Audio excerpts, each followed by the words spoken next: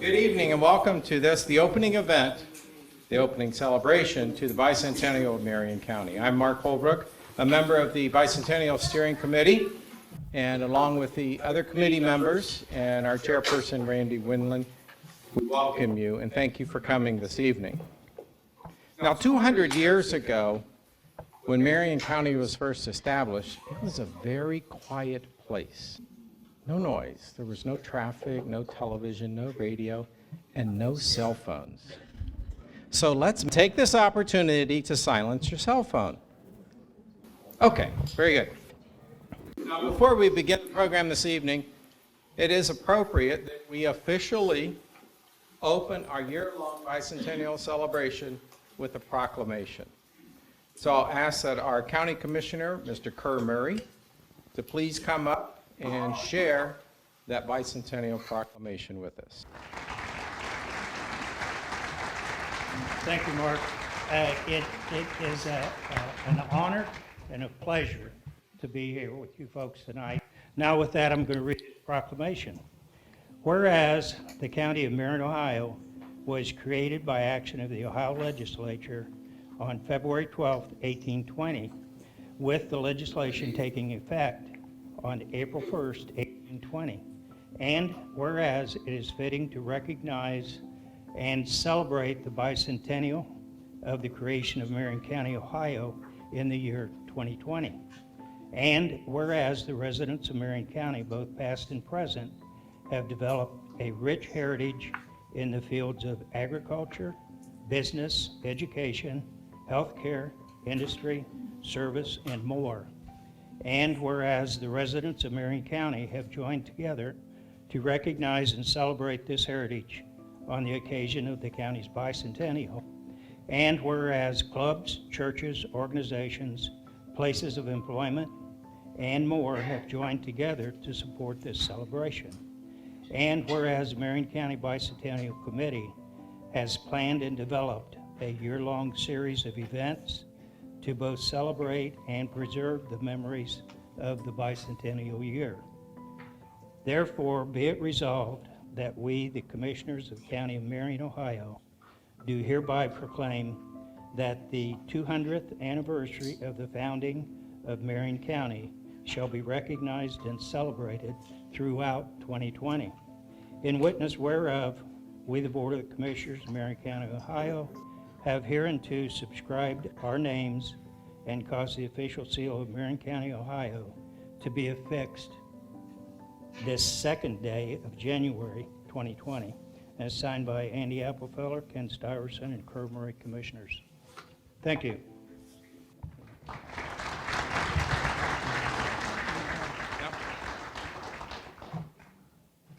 Now, Marion County is celebrating its founding with the year-long series of events and projects throughout 2020.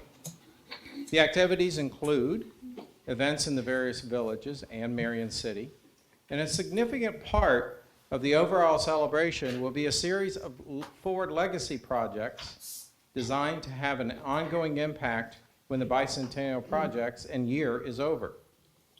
Digitization Days will provide an opportunity for Marion County residents to contribute through a digital scanning of photographs, letters, and diaries, and more to create a unique collection of community stories. Capture the Living Past will create a collection of recorded stories from people throughout the county to preserve for future generations to better understand Marion at the time of the bicentennial. So we're not only looking back 200 years, we're capturing the 200th year. The Marion200 speaker series, of which this is the opening event, will delve into topics such as agriculture, business, entertainment, religion, education, manufacturing, and more during public presentations throughout the year. And finally, the Story of Us will be a compilation of all that goes on during the bicentennial year, creating a collection of video programs to be shared now and to be archived to ensure future generations appreciate the history of our community. Now, in addition to these projects, celebratory events will be taking place throughout the year. Homecoming events are planned in Caledonia, Prospect, Martell, New Bloomington, Morrill, Clarendon, Owen Station, Greencamp, Waldo, and LaRue. And other events, we're focusing on the bicentennial, include at the Huber Museum, Ohio Health Centennial, Warren Harding Presidential Center dedication, the Marion Popcorn Festival, and much more. Now, we invite you to pick up, if you haven't already, a bicentennial events flyer at the table.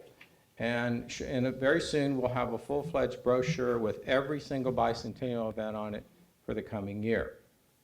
You can keep up to date also with bicentennial happenings on our Facebook page and on the bicentennial website.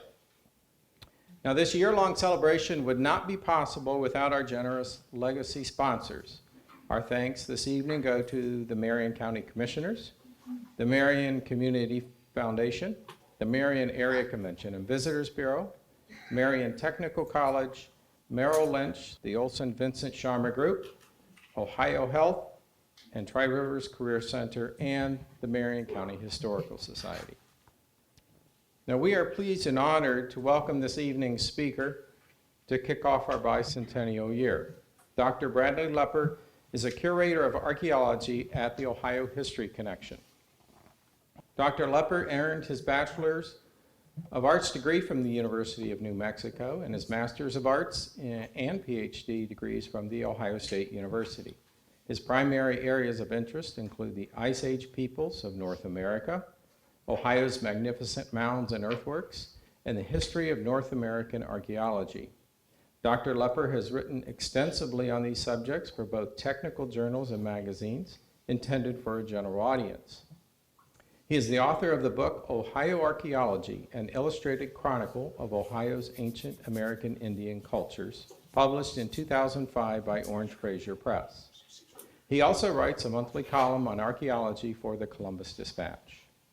Especially noteworthy research includes the excavation of the Burning Tree Mastodon on December of 1989, named one of the top 50 science discoveries of 1990 by Discover magazine in their January 1991 issue, and the discovery of the Great Hopewell Road, first reported in 1995. Dr. Lepper's research on the Great Hopewell Road was featured on the public television documentary Searching for the Great Hopewell Road, first broadcast in April of 1998. Dr. Lepper has been a visiting professor in the Department of Sociology and Anthropology at Denison University in Granville and the Department of Anthropology at The Ohio State University at Newark. Dr. Lepper was born and raised in northeastern Ohio and now lives in Newark in the vicinity of the extensive ancient earthworks of that region with his wife Karen, 2 children, 2 dogs, and 2 cats. His presentation this evening, Before Ohio was Ohio and Marion County was Marion County, tells a story that began more than 15,000 years ago. Please welcome Dr. Bradley Lepper.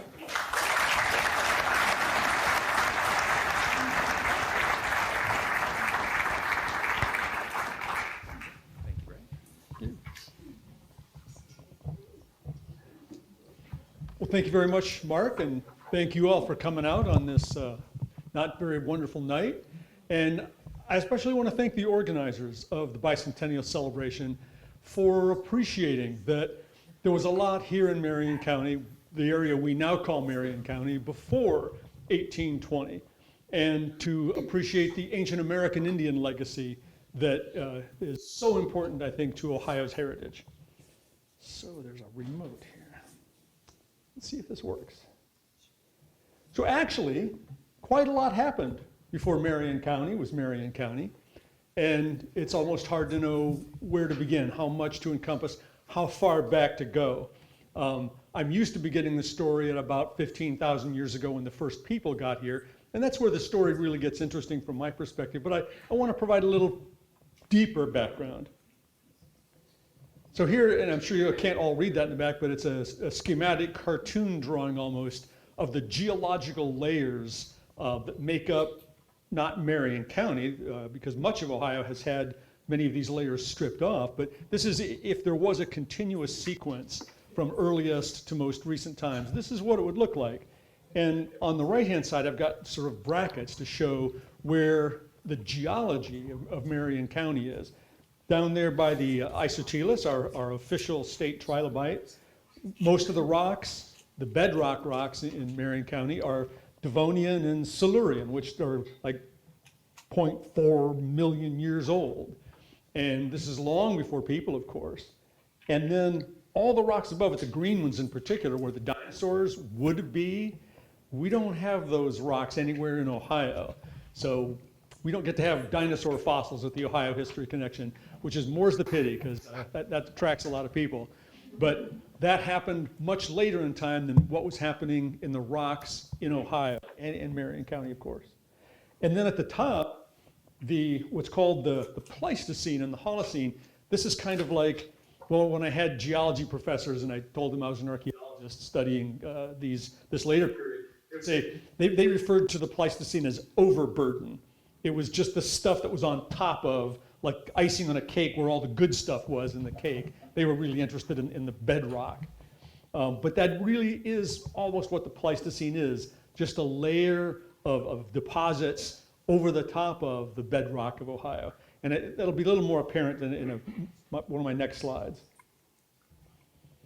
So just to give you a sense of time, I mean, and this is one of the really rich things about archaeology. One of the big advantages of archaeology is that it's not limited like history is. History, you have to have written records. This calendar is sort of adjusted to the beginnings of humans, when humans evolutionarily diverged from our common ancestor with the apes. And that's thought to be about 6 million years ago. And that's the fossil there, Sahelanthropus chadensis in Africa. So our homeland's in Africa. And then this sort of follows, if January 1st is 6 million years ago, the first red circle there, modern humans leave Africa 100,000 years ago. That doesn't happen till November 2nd. And then writing appears at about 6 p.m. on December 31st. So historians, you get New Year's Eve, but for archaeologists, you have access to the whole rest of the year of the human experience. So going back to the Pleistocene, this period that actually begins more than 2 million years ago, but ends only about 10,000 years ago, this was a period of repeated ice ages, advancing and retreating of the ice sheets.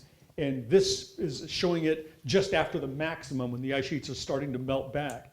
But much of North America was covered with these glacial ice sheets, and the climate here was obviously very different from what it is now. Here's Ohio with a big red arrow showing you where Marion County is, and the green and actually some of the purple too show the extent of glaciations in Ohio. So where we're sitting now was covered with glaciers repeatedly. And as those glaciers melted back, they left a different environment. They left a sort of a tundra-like environment with lots of lakes, and it took centuries, thousands of years really, for the environment that we think of, the historic Ohio environment that those folks in 1820 experienced. But if we could put you in a time machine and go back 20,000, 15,000 years, many of the plants growing here would look different, but many of them would look familiar. The thing that would stand out the most, though, would be the diversity of animals roaming the landscape. Now, a few of these animals aren't from Ohio, but most of them are. This is a National Geographic painting that reconstructs the wildlife of Beringia, the landmass that connected Asia with America back then. And there are mammoths, sort of like the Marion mammoth you have on display here at the OSU Marion campus. We didn't have horses in Ohio down in the lower right, or just above them, the American lion. They were present out on the plains and further north. But almost all of these animals were in North America, and many of these animals were in Ohio. So you could have seen them if we could go back into a time machine and look out the window. The next slide I'm going to show is from the end of the Ice Age. And all of the animals that became extinct at the end of the Ice Age are whited out of the picture. So a huge number, and of especially large game animals, vanished from the land. sometime between 15,000 and 10,000 years ago. And it's one of the most fascinating questions in archaeology and in paleontology, our sister discipline, to try to understand what happened. I mean, we have wonderful mammal biodiversity in North America, but it's just a shadow of what it was back during the Ice Age. So the question is, did climate change cause this crash of animals? The changing environments made it somehow so that the animals, all those animals living here, couldn't adapt. And some of them probably went extinct because of the changing vegetation patterns, and then maybe others became extinct because the prey animals that they ate became extinct. It would have been like a whole sort of string of dominoes falling one after another. But that's one theory. Another theory is, of course, that it had something to do with people, perhaps hunting these animals to extinction. So this map in the background, the cartoon in the front that is labeled Early Man, showing up late to the party, or early to the party in this case. But the background shows humans originating in Africa, migrating into Asia, and then later, at the end of the Ice Age, when those ice sheets started melting back and opening up the avenues into America, into North America, and then down into South America. And that happened sometime around 20,000 years ago. At least 20,000 years ago, people were in Beringia, on the doorsteps of America. And it seems like they didn't make it down into North America and South America until more like 16,000 years ago, or maybe as early as 18,000 years ago. So they had to wait for a time, probably for those glacial ice sheets to melt back and open up the coast so that they could come down the coast, or open up the corridor between the glaciers on the Rocky Mountains and the glaciers from the interior, so that people had an ice-free corridor to travel down. So what do we know specifically about the archaeology of Marion County? And it turns out that we don't know as much as we'd like to. I talked to the Ohio Historic Preservation Office, Brent Eberhard, who's the keeper of the Ohio Archaeological Inventory. And I was asking him so I could maybe make some specific examples of important sites for Marion County. And he pointed out that only 1,106 acres of Marion County have been formally surveyed by archaeologists. And he says that's 0.005%. He says when you compare that to the rest of Ohio, the average for all Ohio counties is 30,300 acres have been subjected to formal survey, which is almost 3% of the rest of the state. So, and Marion County is situated in an area that should be real rich. It's in the Scioto Valley here, up towards the north. It's situated sort of between the Great Lakes, the Lake Erie, and all these river systems that feed down to the Ohio.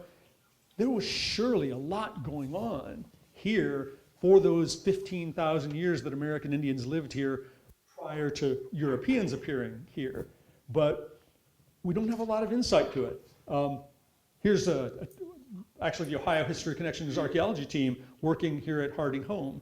And I'll have another slide later doing some, we thought historic archaeology, but even here, where you might least expect it, we found evidence of ancient American Indian occupations as well, indicating that people lived in President Harding's yard before President Harding. So this is an atlas that was compiled by one of my predecessors at the Ohio History Connection, William C. Mills. In 1914, he, building on work done by other curators before him, produced this archaeological atlas of Ohio. And here's Marion County, and he recorded 17 mounds, 17 burials, that's ancient American Indian burials, 6 village sites, and 2 cemeteries. Now, of those 17 mounds, the current Ohio Archaeological Inventory only has documented one of them. And it was basically a destroyed mound. So if any of you have an Indian mound in your backyard that's one of these, let us know so we can get it listed on the Ohio Archaeological Inventory. And that goes for folks that have collections here of artifacts. If we could get those reported and added to the Ohio Archaeological Inventory, we'll have a much better representative sample of the ancient American Indian activities right here. So for tonight, I'm not going to be talking a lot specifically about Marion County, but things happening across Ohio were largely the same. That becomes a little more complex later, but I can tell you a lot about what was happening here based on what we know about what was happening around the county. So everything begins with the Paleo-Indian period, 16,000 to 8,000 BCE. These are the first people to come across from Asia into America. I did my dissertation research at Ohio State University on the Paleo-Indians because in my very first undergraduate class, and I got my undergraduate degree at the University of New Mexico, but I actually started my undergraduate work at the University of Akron. I lived up in northeastern Ohio. My mom worked at the University of Akron, so I could go there for free. And my mom said, if you go to Akron 2 years, I'll pay 2 years anywhere else you want to go. And it's like, well, then great, I can go to the University of New Mexico, one of the best archaeology schools in the country. But at the University of Akron, my first survey class of American archaeology, the professor was talking about the Paleo-Indian period and how little we knew about it. But that sort of, it caught my imagination because if you're an archaeologist or if you're a historian, you recognize that you need to understand the past to understand the present. You have to know where you come from to know, where you are and where you're going. So logically then, if you look at all those layers, to understand the mound building cultures, you got to understand the people that came before them and the people that came before them. And in North America, the people at the bottom of that were the Paleo-Indians, the very first people here. And they're the people we know the least about for a number of reasons. There were very few of them, and they did not leave much in the way of evidence around. So you really have to work hard to try to find evidence for the Paleo-Indians and then to interpret them. And I was intrigued by that challenge, and I wanted to study them for my dissertation research, and my advisor was very skeptical. He said, oh no, Brad, you don't want to do that. He says, you could be researching it for years and never get enough data to write a dissertation. And I said, well, if I get run over by a truck tomorrow, this is the problem I want to have been trying to solve. He's like, okay, it's your funeral. So I did manage, several years later, took probably a year longer than he wanted it to write a 500-page dissertation about the Paleo-Indians of, in particular, Coshocton County. So if you wanted me to talk about the Paleo-Indians of Coshocton County, I'd keep you here all night. So the painting there, it's from the book I wrote on Ohio archaeology. It's the Ancient Ohio Art Series, and it's the earliest painting in that series. Shows a lot about, in a single picture, what we know about the Paleo-Indian way of life. These people lived in small bands. They were hunters and gatherers, and probably fished as well, although we have very little evidence for that. They were highly mobile. They were all on the move, and we know that because the kind of flint they used. They used flint that it sometimes comes from far away. We have an Ice Age spear point, similar to the one in the center there, that's made out of a beautiful, it's called silicified sandstone, and it's from Wisconsin. So these people got around a lot. The toolkit is largely restricted to what you see in the right. The spear points that are characteristic of this period, some scrapers and some knives, all made out of stone. Certainly, they had a much richer material culture than just this. They would have had baskets, they would have had wooden tools, they would have had bone tools. And what you're seeing here is mostly the toolkit of the men. The tools the women would have been using would have been mostly baskets and things made out of bone or wood or fabric. And those just haven't been preserved in the archaeological record. Now, at least one person here has seen my field pack, and it's got a button on it that says, "Love is fleeting, stone tools are forever." Okay, now it's even funnier when you know when I bought it, on my honeymoon. And I'm still married to the same woman, so good for her. But this is an illustration of that. The stone tools are preserved, but much of the rest of that culture is gone. So we're trying to interpret, the whole way of life of people based on a few stone tools that were mostly used by just men. So archaeology is a challenge. I did have the opportunity, and Mark mentioned this in the introduction, to participate in the excavation of the Burning Tree Mastodon. And I give an entire 45-minute program just about that. But just briefly, a golf course was expanding. They were digging in a depression that was a filled-in bog. Actually, it's a fen. My natural history curators get on me. It's like, it's a fen, Brad. Like, people don't know what a fen is. Most people, they know what a bog is. But apparently a bog is acidic, and a fen isn't. So it's an important distinction. So anyway, they're digging away at this bog, and they say it's got this rich peat in it, so we can use it as fertilizer. They began to expand their excavation and hit these bones. And that picture in the upper right was my first glimpse of the skull of the mastodon protruding from this deposit.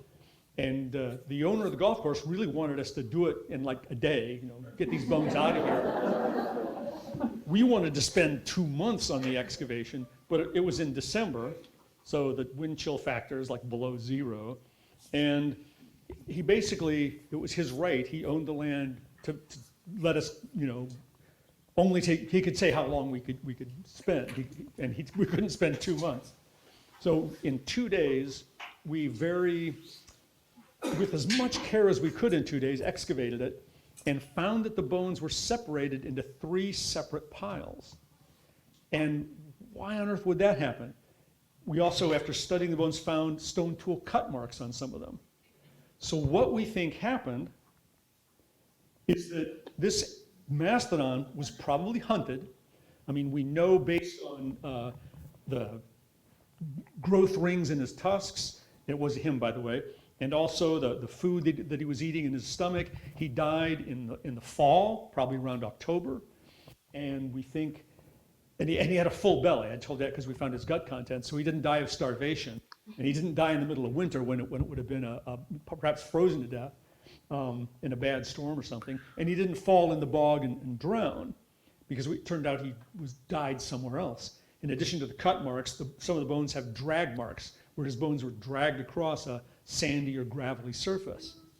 So he was killed, probably butchered, and they brought the meat to this pond and sunk it in the pond as a meat cache, an ice age meat freezer. And perhaps for whatever reason, they never came back to retrieve it, but that's why these bones are in 3 separate piles.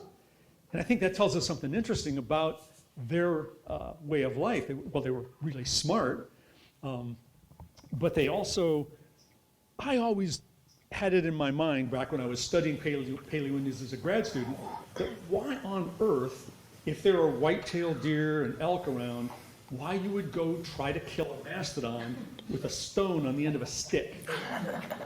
And that seems like a recipe for disaster. And especially if, as I've said, they lived in small groups. By the time you risk your life killing the mastodon or the mammoth, butchering it, most of the meat would probably spoil before you'd have a chance to just have your small group eat it. But if you can kill one in October and put all the meat in a pond and can come back to that pond all through the winter, you don't have to go hunting anymore. You just go to the meat freezer and pull out a steak for dinner. Then suddenly it becomes rational to go out and try to hunt a mastodon because you can feed your family for the entire winter. And if every Paleo-Indian family killed 1 mastodon a year, that's probably enough to drive these animals to extinction in a few thousand years, perhaps.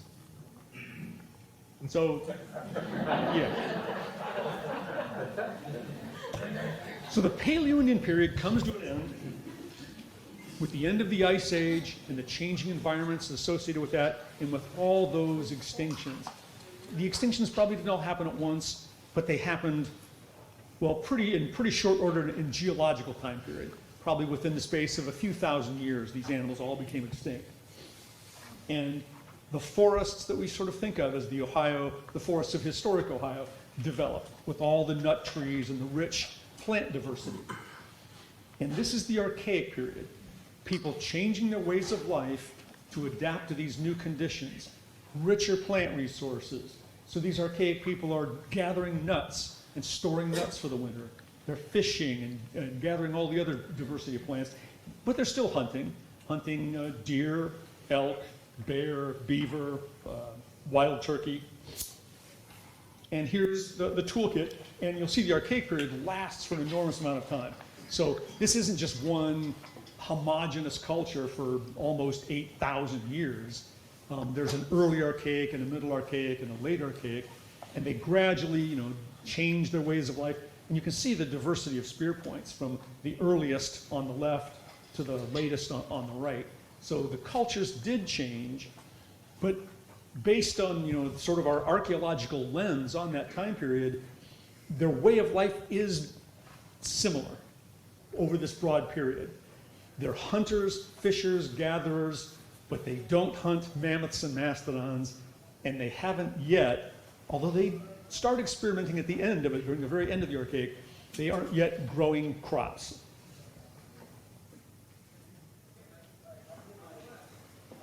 They are producing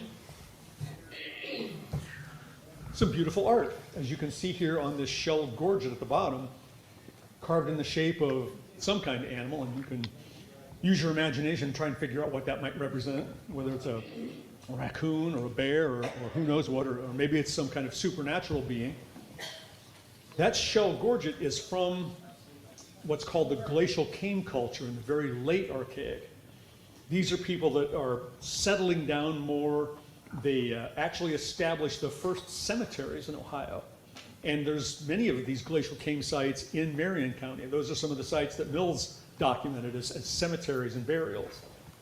They used glacial cames, which are big natural mounds piled up by the glaciers, as landmarks on the landscape that sort of marked a special place. And they would become the cemeteries for the people, and they could always find it because it's a big landmark. It's not like burying somebody out in a flat plain somewhere and then not finding it if the grave stick or marker was moved. You always know where that big hill is. So that's what the glacial came culture is in, especially northern Ohio. Well, all of those things reach a tipping point. The population has grown. You have people that were hunters and gatherers in the archaic period that are used to moving around. Hunter-gatherers require a huge amount of space. If you're occupying one valley and you're hunting deer, it doesn't take too long for the deer to go away. I mean, you killed a bunch of them, the others are leaving because they're scared. So you hunt out the deer, you've collected all the easily gatherable firewood, and you need to move. So then you move to the next valley.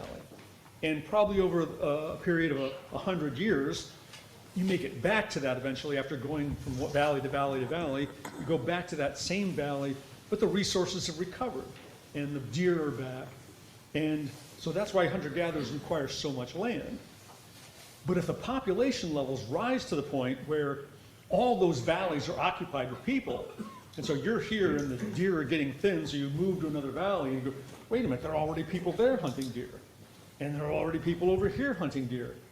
So now your choices become more limited, and you have to make do with scarcer resources. So you start going to second-rate or third-rate choices for food. And the crops that people domesticated that are now so important were third or fourth or second-rate resources then. But as they started growing them and sort of selecting variants that sort of had more seeds on it, or the seeds were easier to get off, they actually domesticated plants. And Ohio, the Ohio-Mississippi Valley, is one of only about 6 places in the world where a set of local plants were domesticated. If I'd started this with saying, what do you think the first Indians here in Ohio were growing in their gardens, probably at least some of you would say corn or maize. That would not be true for the earliest Ohio farmers. It's true for much later farmers, but maize was domesticated in Mexico, and it was a really rich, productive plant, and it gradually sort of moves from Mexico up into Ohio and replaces the plants the Indians used to grow. But at first, the people and I were growing the Eastern Agricultural Complex. Some of the plants you'll be familiar with, like sunflower and squash. Some you might not be, like goosefoot or lamb's quarter and maygrass and knotweed. They're plants that have little seeds. Some are starchy, some are oily, and you could make a porridge out of them. And these were Ohio's first farmers. And this early woodland period, it's sort of like what is called in the old world the Neolithic. This is one of those paintings showing the period they're building, well, small villages, sedentary for at least part of the year. And then they have this, for the first time in Ohio, a human-built landmark. Instead of picking out a natural hill for a cemetery, these people start building burial mounds, as well as geometric earthworks. This is an Adena circle. And these are like a local community church, where probably a couple of these different Adena communities would all come together here for their special ceremonial occasions. But these things here represent that early woodland revolution in the way of life of people. The mound, of course, in the center is the largest Adena mound in Ohio, Miamisburg Mound. Adena is much more characterized by much smaller conical mounds that are the community cemeteries. Pottery on the left. Pottery starts to appear in the late Archaic, but it really becomes much more important in the Adena, because the Adena are more sedentary. And pottery, it's heavy, it's thick, it's fragile. If you're a hunter-gatherer, it's not that you haven't figured out that you can make pottery, it's just that you don't want it. It's too heavy to carry around, and if you set your backpack down too hard, the pot breaks. So pottery, when it's present, it signals the fact that people are settling down in one place for a long time and able to sort of cook their gruel or oatmeal or whatever in these pots. And there's the guy on the right holding some of these early seeds of the Eastern Agricultural Complex. And then finally, a copper bracelet. During the early woodland, there's probably the real beginnings of interregional interaction. Most of this copper comes from the upper Great Lakes. So the Adena are having special ceremonial objects made out of materials that aren't native to Ohio, that they have to trade to get. They're hard to get, so they're prestige items. So if you've got a copper bracelet, and nobody else has copper around, that says something special about you. And we also get really extravagant art during this period. This is the famous Adena pipe. It's a tubular pipe, but then around the outside of the pipe is carved this amazing face, this representation of a person. And this is an Adena tablet. It's not quite as big as it looks there, but it also, if you look up in the top center, has a human face in it. And these are the earliest artistic representations of human faces in Ohio. And it's just an extraordinary sort of look at how these people viewed themselves. And with the pipe, for example, you get details of jewelry, the ear spools he's wearing, and the loincloth with a pattern. It's a bit of a serpentine pattern, perhaps. And on the back, you can't see it, but he has a feather bustle. And we loaned this pipe to a special display of Plains Indians art in Paris, that the feather bustle he's wearing is similar to the feather bustles that Plains Indians still use today in their dances and ceremonies. So it shows some remarkable cultural continuities in American Indian culture from more than 2,000 years ago till today.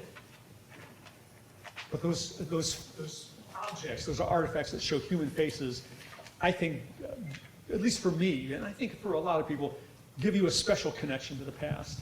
It gives you a chance to sort of see into the face of at least what some carver, thought was a representative face. So the Middle Woodland period, this is the Hopewell culture, building out of an outgrowth from the earlier Adena culture, 100 BCE to 500 CE. Actually, the Hopewell culture is probably narrower. We're getting better and better radiocarbon dates. So we now think Hopewell probably, this is the Middle Woodland period, but the Hopewell is a much narrower episode in that, probably from about 1 AD to maybe about 400 AD. So maybe only a period of about 400 years. The late archaeologist Nomi Grieber, one of my mentors from the Cleveland Museum of Natural History, describes Hopewell as an explosion of art, ritual, and architecture. And it's the Hopewell earthworks in Ohio that we're hoping to get inscribed on the UNESCO World Heritage List.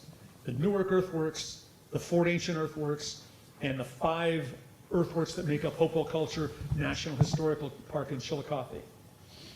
And in the background of this painting, you can see it's not one of the earthworks I just mentioned, but a monumental Hopewell earthwork. If the Adena circles were community churches, the Hopewell earthworks were vast cathedrals where hundreds of people gathered. In fact, possibly even more than that. Let's see if I have. There's the Great Circle at Newark in the upper right-hand corner. That's 1,200 feet across.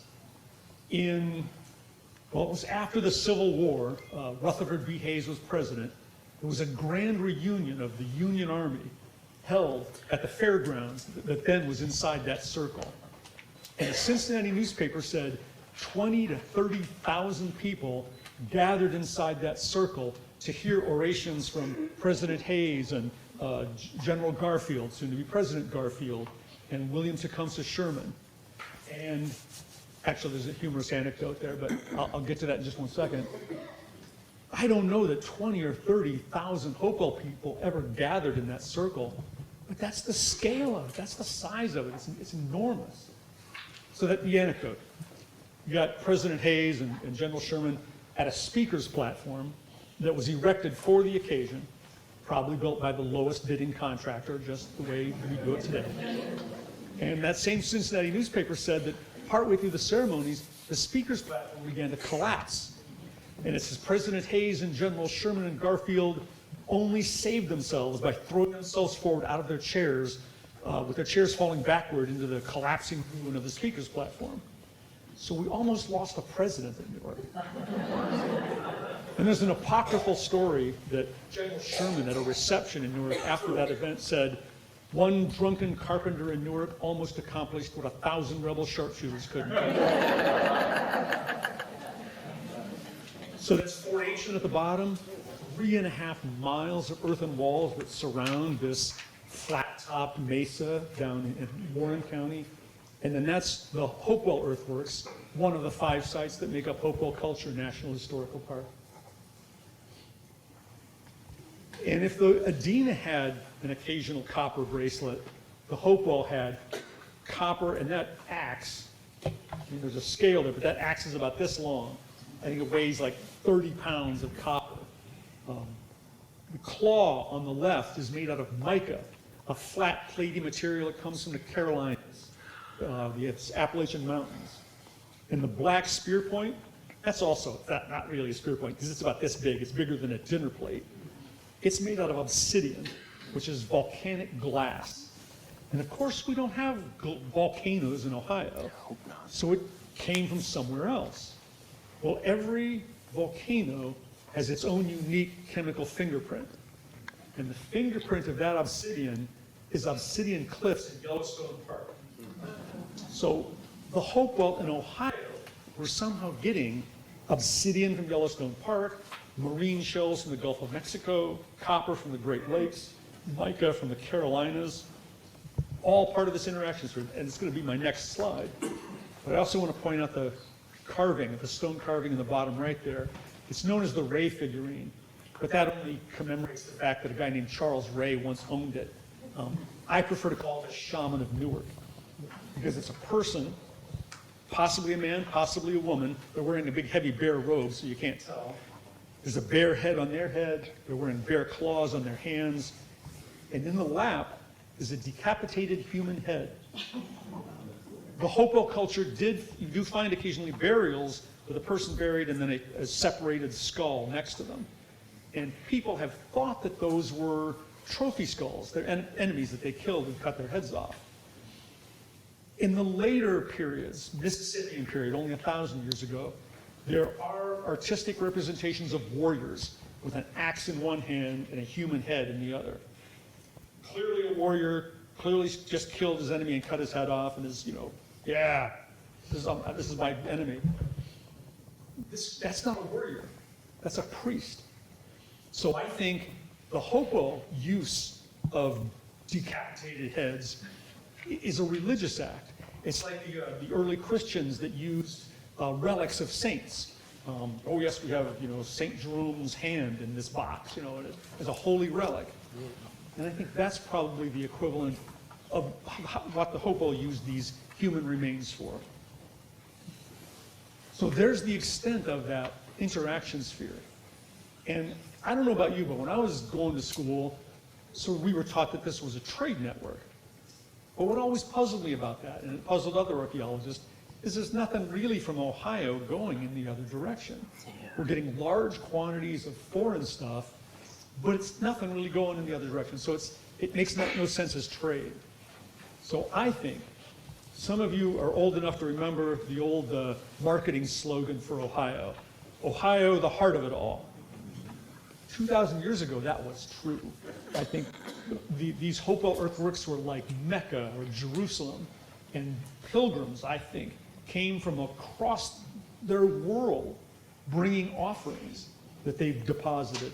And then what they left with wasn't a commodity that they'd exchanged it for, but the spiritual experience of being at this place, perhaps helping to build these giant monumental earthworks aligned to the rising and setting of the sun and moon, to almost make them like a gear that aligns with the gears of heaven and makes them more sacred for being pointed at those rhythms of the cosmos.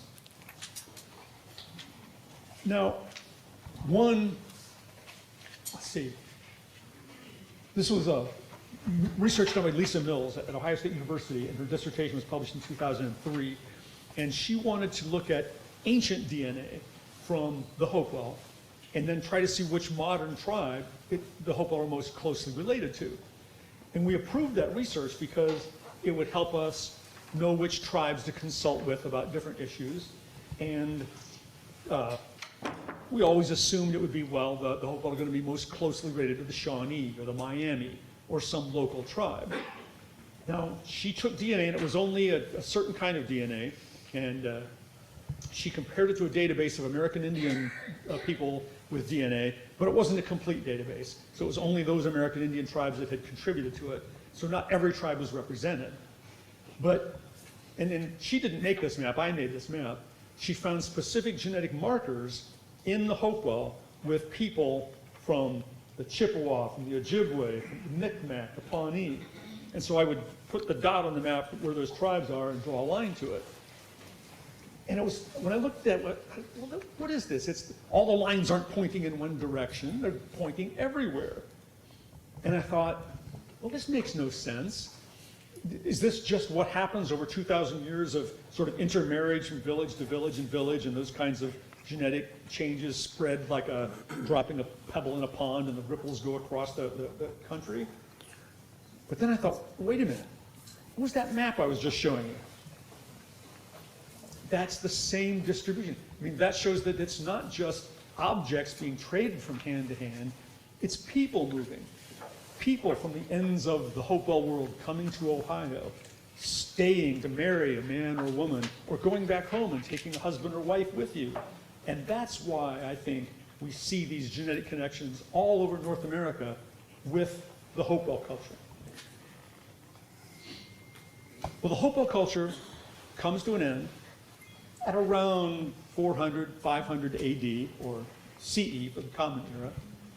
And no one really knows what happened to cause the Hopewell culture to collapse. I mean, that's a strong word, but certainly after AD 400, after AD 500, people are no longer building these gigantic earthworks. We're no longer finding mica and obsidian in large quantities in their sites. People are living in larger communities instead of the small Hopewell villages that were pretty much like some of the Adena villages before, maybe a little larger. But now they're living in larger communities, and they're building walls around their villages. And during the late woodland period, for the first time, we see the bow and arrow.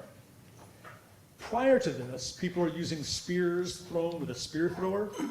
You know what a spear thrower is? It's a handle with a hook on it.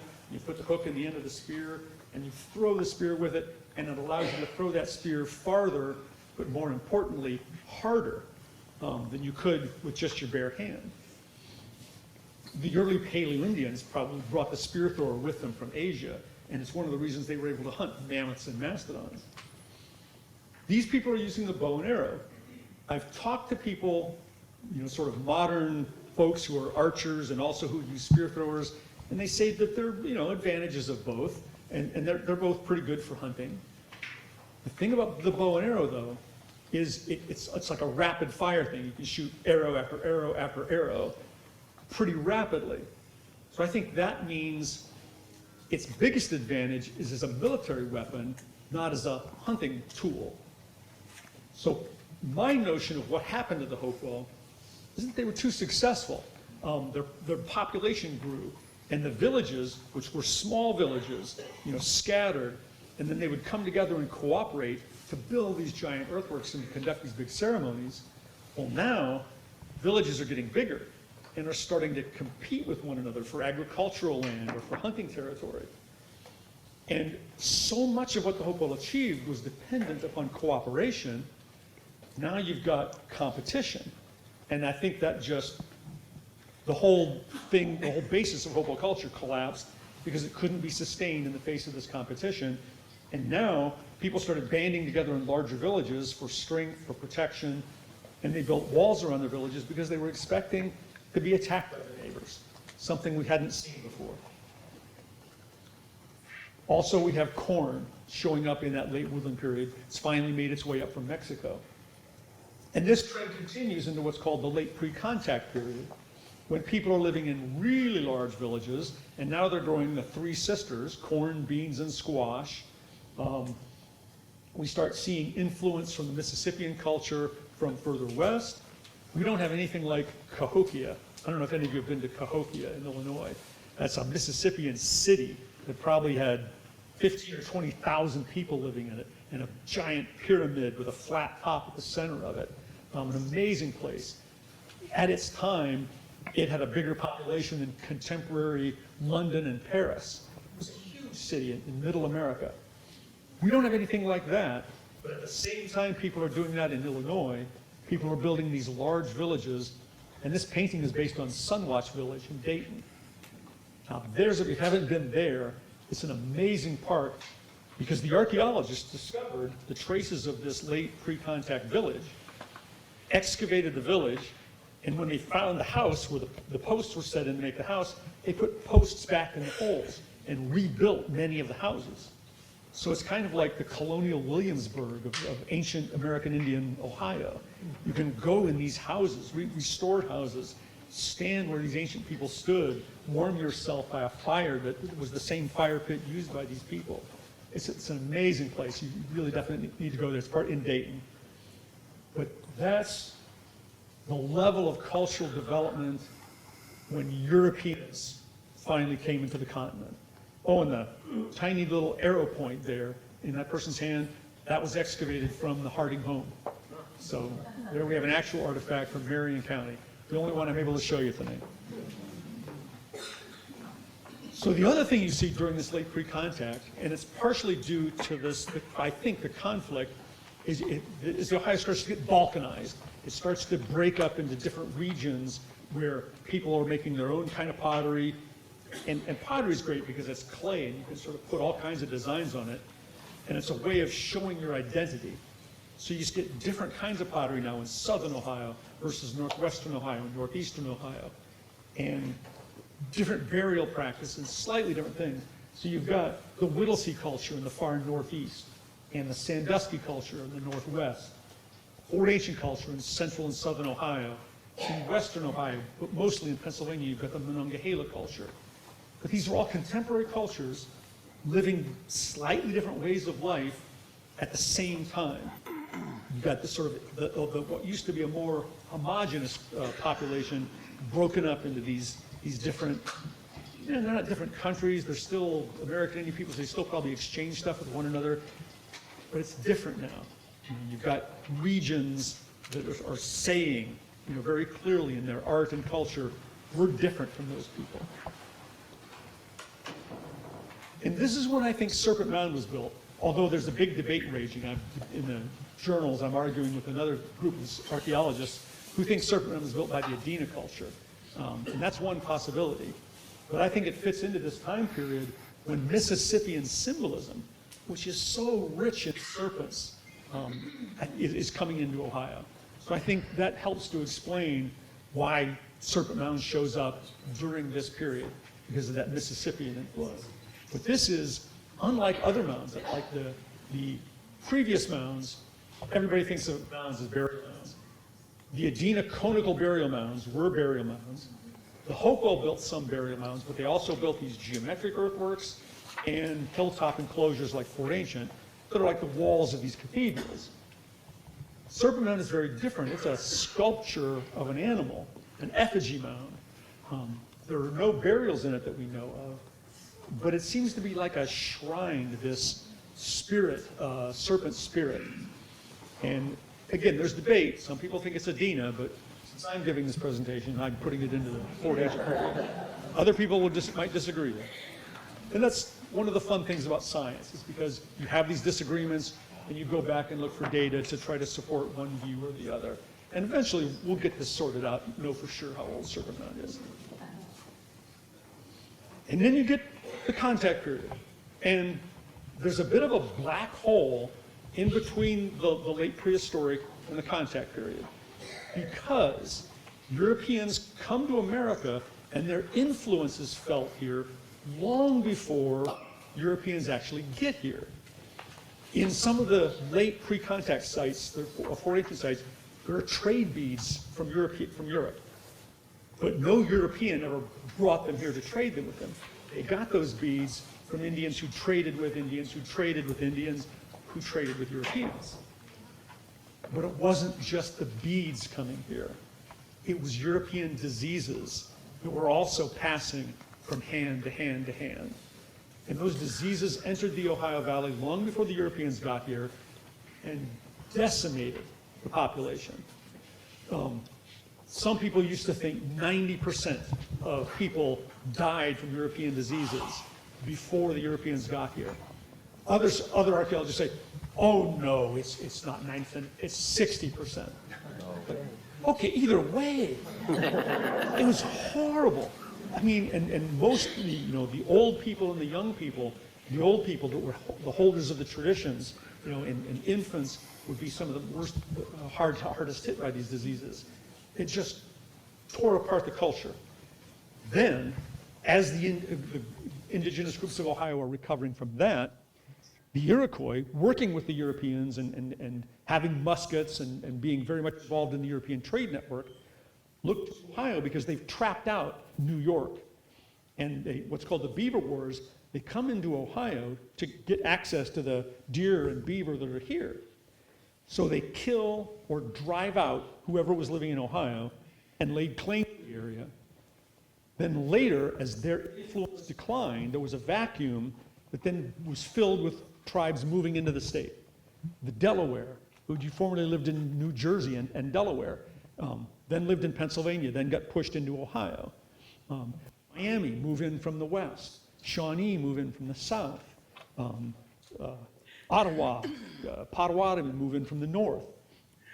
So the Indian tribes that were here in historic times, maybe some of them, like maybe the Shawnee, were coming back to the homeland they'd been driven from. But we don't really know that. So, but this is why when Europeans came to Ohio and would ask Native Americans here, who built the mounds? What's that all about? The most common response they got was, we don't know, they were here when we got here. And that's probably very true for those people who had come either back to Ohio or had been pushed into Ohio from further east, for example.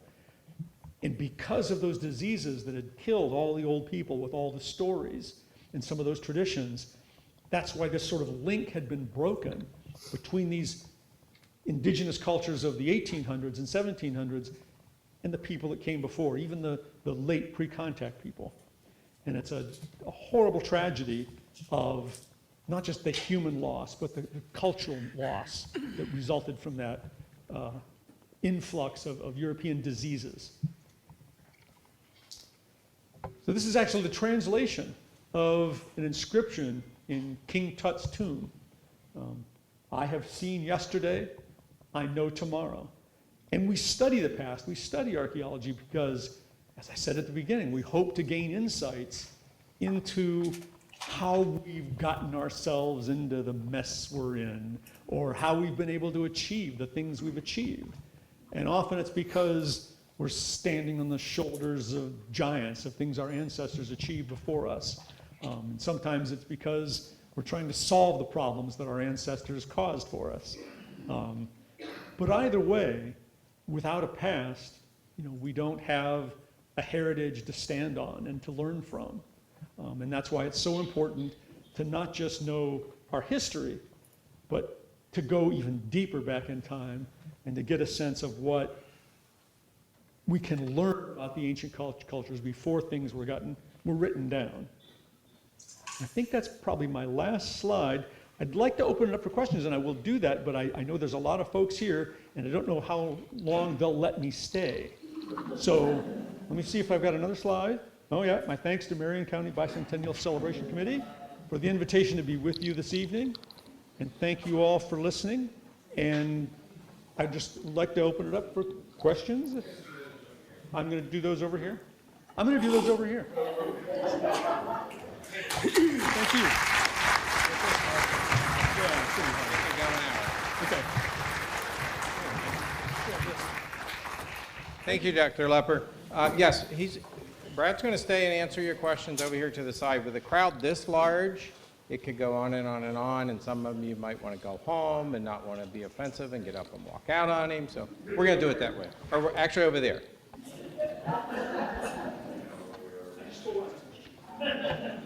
And please feel free to stay here in the auditorium if you didn't get a chance to beforehand to visit some of our exhibitors who we'd like to thank this evening.